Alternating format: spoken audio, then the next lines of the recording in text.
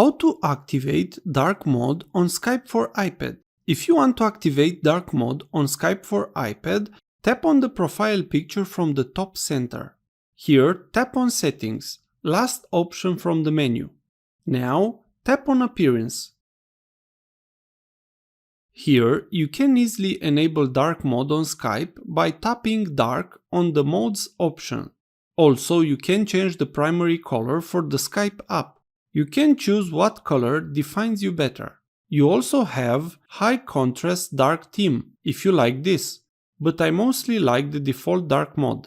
Please note, for high contrast dark, you will not be able to select a color for your customization. You have now activated dark mode on Skype for iPad. If this was useful, please like, share and subscribe. You can also watch more videos from the right. Also, if you have any questions, please ask them in the comments area below.